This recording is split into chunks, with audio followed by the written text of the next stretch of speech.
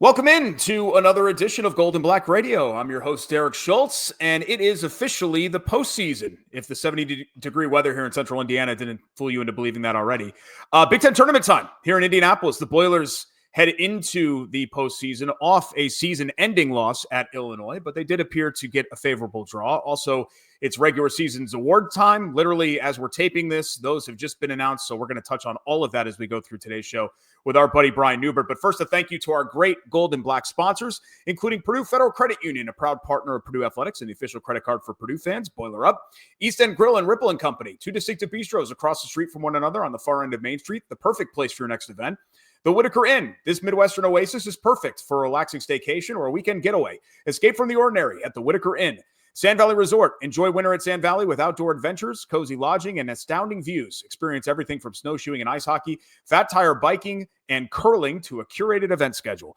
Whether it is a weekend getaway or an extended stay, Sand Valley provides the ultimate nature-filled retreat. Start planning your next winter getaway by visiting sandvalleypursuits.com. And finally, our friends at the Purdue Institute for Cancer Research, which has a history of innovation and one goal for the future: defeat cancer. Purdue brings together world-class Boilermakers scientists from across the university, conducting cutting-edge research that uncovers new ways to prevent, diagnose, and treat cancer. With your support, cancer research saves lives. Join the fight and donate to the Purdue Institute for Cancer Research today. Let's go ahead and welcome on goldenblack.com columnist and basketball knower, our resident, our own, your friend and ours, the beloved Brian Neubert. And we're just off the award show. There's a ton to get to here, but I just wanted to kind of close the book on the Illinois game. That loss had some attributes of some other of the Purdue losses lately. I think a little bit of what was different about this one, Brian, is that they kind of survived that half, that run before the half, right? Where Purdue's at the 4 or 5 minute mark and then they lose the lead and then they never really kind of get it back. They pushed that lead back up to 10 in the second half. Yeah. And they were up 77-72 with under 3 minutes left. And then, kind of like the Michigan game, it felt like, okay, they're in control until they weren't. And I'm not so sure how much that loss ultimately matters in the grand scheme. But again, it just felt like one of those that they really shouldn't have let slip away.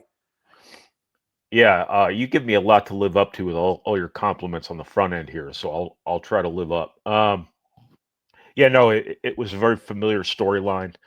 I think I crunched these numbers this week, but Purdue's Big Ten losses since January 1st, their lead peaked at 10.8 points on average. Wow. Some of those leads were first half leads that are barely even worth mentioning, but most of them were halftime, which is relevant, or deep into the second half, which is definitely relevant. But it's kind of been Purdue's thing where they get up a respectable margin and then they struggle to string together defensive stops when they need them the most. That's when you need to be at your best defensively, is when you're up 7 points or 9 points or 12 points or whatever it might be, because those are the kill shot moments. And that's where Purdue has either kind of let up defensively, started turning the ball over, or the other team has just suddenly started making shots, or a combination of all three. And, the Illinois game was kind of more of the same. Purdue's had a bunch of situations here this season where they're up 9 and then there's an immediate 7-0 run by the opponent. And Purdue just has to dial in defensively and not commit untimely turnovers and things like that. And the fact it's happened so many times is obviously disconcerting heading into the postseason, because I don't know if anybody's going to be watching Purdue in the Big Ten tournament, the NCAA tournament, and if they're up 8 points with 6 minutes to go, they're going to feel great about that, because one game might be an aberration, but 4 or 5 of them, which is, pretty close to being the case, that's a trend, and you don't want that trend. That's a bad trend. And, but it did kind of encapsulate Purdue's season to a certain extent. You're up 5 on the road with 2:52 to go. You end up losing by 8. That was, in part due to having a foul at the end some, but it just, everything went sideways on Purdue at the worst time, which hasn't been a new thing necessarily.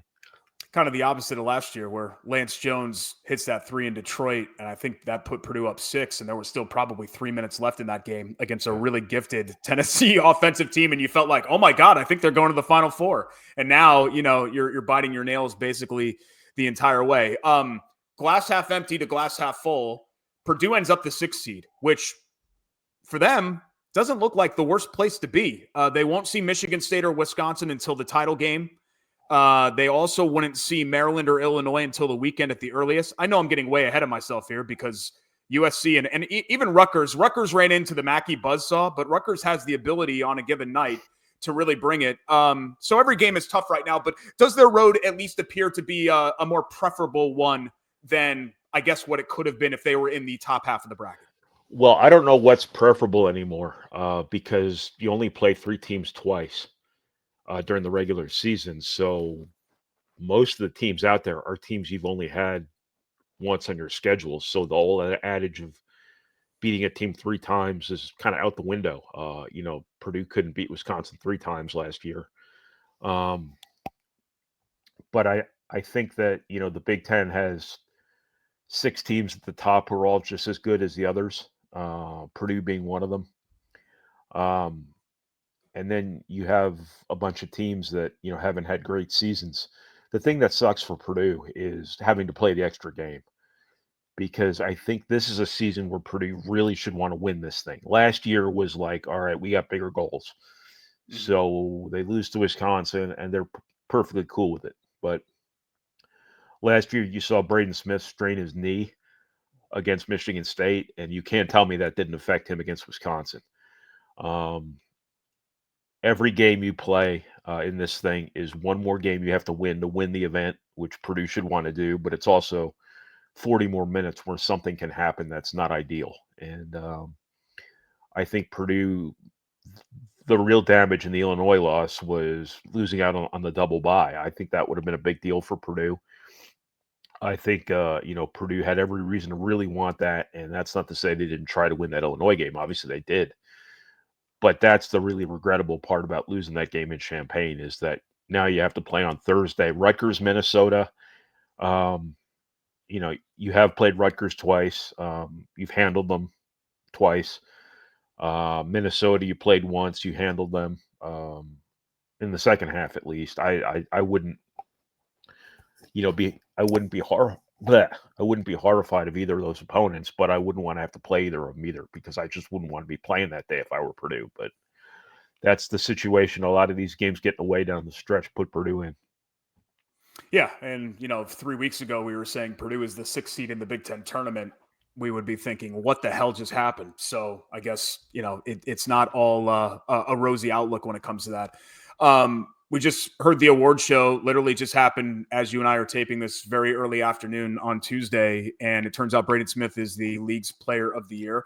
I don't think as much of a surprise, even though I believe that race kind of tightened up here in the last couple of weeks as Purdue's season started to hit the brakes a little bit. But personally, Brian, who was your vote and why? Was it Braden Smith? Yeah.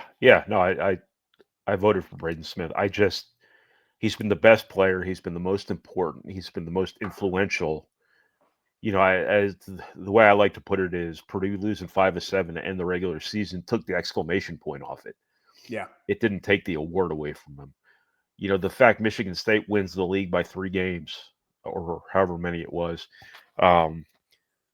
if they had like a singular guy, somebody who you could really put in there, that might have kind of made things dicey a little bit. But Michigan State did not have that singular guy. I had to figure out who to put on my All Big Ten ballot, period, let alone vote for Player of the Year. I ended up putting Jace Richardson on my third team, even though he had a little bit of an up and down season as a freshman. Jaden Akins certainly could have been in that mix too, but Michigan State didn't just have a Player of the Year guy. They didn't have a first team All Big Ten sort of guy.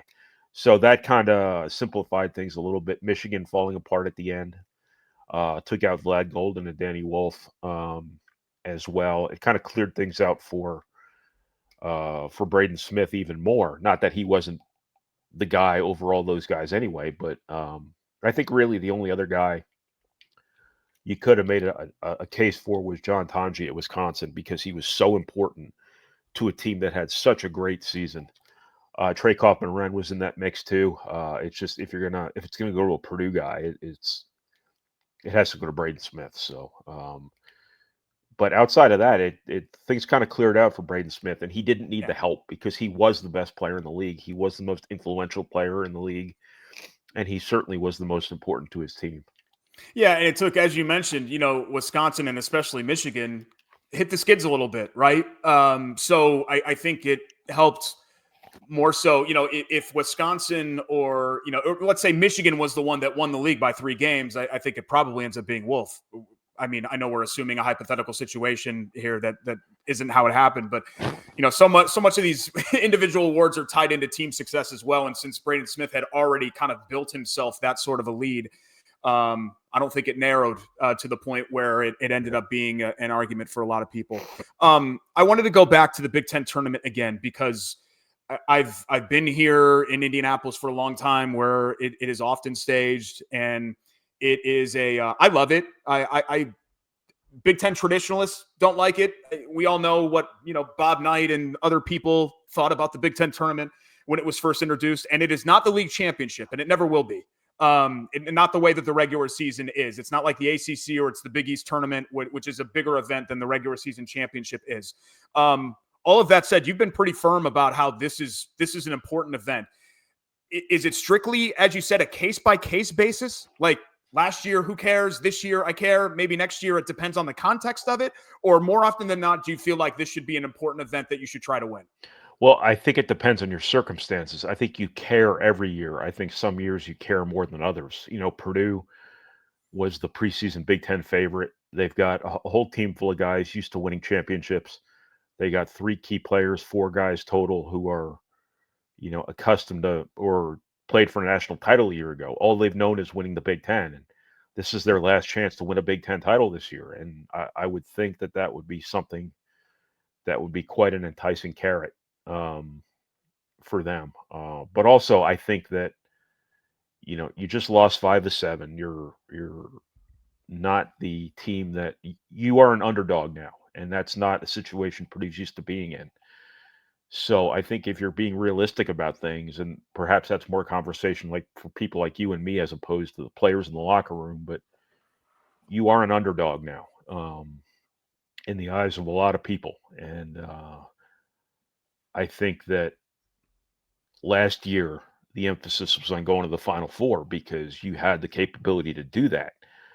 I think you can look at this Purdue team as having the pieces in place to maybe make a run in the NCAA tournament, but I don't think anybody's saying, hey, this team should go to the Final Four at this stage. So if you have a chance to get a banner to hang for next season, this is a pretty good opportunity to do so, especially considering the fact that you are, just because Purdue didn't beat Michigan State, just because Purdue didn't beat Wisconsin, just because Purdue lost that ridiculous game at Michigan, just because Purdue lost that game at Illinois, it doesn't mean they're not just as good as all of those teams, if not better than those teams. It just so happens that they didn't get things done when they needed to get them done against peer level competition. Emphasis on peer level competition. I think all these teams are looking eye to eye with one another. And this can set up pretty well for Purdue to get on a little bit of a revenge tour here and, settle all family business here at the Big Ten tournament and, be able to win a championship in place of the one that you thought you should have had in the regular season, but kind of let get away. How many teams can win this event? I mean, is it outlandish to think that Illinois could? I mean, hell, No. I don't think it's going to happen. Even if Indiana somehow just caught lightning in a bottle, is it outlandish to suggest that somebody like completely out of nowhere can make a run? I mean, I think Of course not. At the core, 5 or 6 teams I think can win it, but I don't think it's crazy to suggest that even some of the teams on the outside could win too. I would want no part of Maryland. Yeah, me neither. I look at Michigan State as a team that, did they get all the juice out of the orange here during the season? I would look at Illinois as a team that would worry me. I would look at Michigan as being cooked. I think they got everything out of that team they could possibly get out of that team. I'd worry about Indiana. I think, in part, a lot of these teams that just bring in new teams every year, it's probably not a coincidence that, like, Illinois played some of its best basketball at the end of the year. Indiana played some of its best basketball at the end of the year, because it takes time to bring in all these randos every year and try to put together a cohesive team. And I think that's going to add a real layer of intrigue to these conference tournaments from here on out. On top of the fact that, as I mentioned before, these are all mostly your opponents are single play opponents anymore. And you don't have that knowledge that comes from having prepared for a team twice. Purdue played Oregon and Washington. Washington didn't make the Big Ten tournament, so that's a non-starter. But if Purdue plays Oregon again, they played them a month and a half ago, whatever it was, and they played them once. So what's to say Oregon doesn't come out and do things very differently? And they look like a very different team than they did before. They played Purdue when Purdue was defending at a really high level, and Oregon was one of the teams that just their IQ was so bad they just fell right into the traps Purdue was laying. Yeah. And this would give them an opportunity to learn from their mistakes. It goes both ways, though. This would give Purdue an opportunity, too, if they play Illinois again, if they play Michigan State again, to do better what they didn't do in those single meetings before, Ohio State especially. So I think that adds a little bit of intrigue, too, in the sense that there's more unknown than there normally is. If Purdue plays Nebraska again, that's another I forgot who Purdue can play. Minnesota. Yeah, Nebraska's or out. Rutgers. Yeah. Rutgers you know about because you played them twice. They know about you as well. It doesn't mean they can beat you because they didn't even come close in two meetings during the regular season. Minnesota could throw some things out you didn't see. You played them back in January, at the start of January. Their first Big Ten game after Big Ten. Did I say Minnesota again? Yeah, but Minnesota, when the Big Ten resumed, that was I think that road game at Minnesota resumed the Big Ten schedule. Right. Yes, it did. So you played them forever ago. So if you have to get them again, are they even the same team? Because they've been able to win some games since then. They played you pretty good for a half. Now they won't have you on their home floor, but their home floor didn't matter that night. There was nobody there. So I think that a lot of the knowns you used to have coming into these things are all kind of out the window. Should be a really fun week in Indianapolis, that's for sure. I love championship week just in general. It'll be the Boilers against the winner of SC and Rutgers. That'll be the late night game on Thursday. Catch Brian's coverage, wrap, video analysis, even the drive home car pod after the game right here at goldenblack.com. Why do I have Minnesota on my brain right now?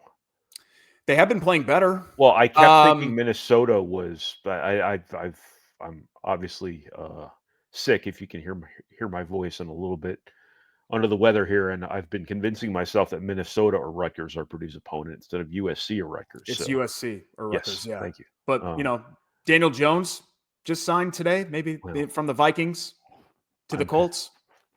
Oh, that's right. He was a Viking, wasn't he? Yeah, for like 2 seconds. Yeah, I don't think he's immediately associated with them. The Jets got Justin Fields. Pretty exciting. Our new savior. It's all W's from there. Jets have a great history. At least he's not 50 like the last couple. That's true, and seems to be a sane individual. But we'll keep that maybe for a different type of podcast. Thanks so much, my man. We'll talk to you again soon. Thanks, Derek. That's our friend Brian Neubert, and that's a way to end the show, huh? Golden Black Radio on this Tuesday was brought to you by the Purdue Federal Credit Union, the official credit card for Purdue fans. East End Grill and Ripple and Company, two distinctive bistros across the street from one another on the far end of Main Street in Lafayette. The Whitaker Inn for unparalleled comfort and cuisine. Visit the Whitaker Inn. Sand Valley Resort. Enjoy Sand Valley with outdoor adventures, cozy lodging, and astounding views. Start planning that next winter getaway by visiting sandvalleypursuits.com. And finally, the Purdue Institute for Cancer Research, which has a history of innovation and one goal for the future: defeat cancer. Join the fight and donate to the Purdue Institute for Cancer Research today. And don't forget, if you haven't already, to sign up to become a member of the best Purdue coverage right here at goldenblack.com, where you get Brian, you get Karpik, you get Carm, you get Diener, you get Schultz, I guess, in little small batches on Golden Black Radio. You get Knucklehead Central, anything and everything for postseason basketball, goldenblack.com. And before you know, spring football. The skies have parted here. The sun is out. It's warm. We've got tournaments. We've got winter go home. It's a lot of fun stuff coming up down the pike. Enjoy it with us right here at goldenblack.com, and enjoy it with us right here on Golden Black Radio. We're back with another episode next Tuesday. Until then, enjoy the start of the madness, and we'll talk to you again soon right here on GBR.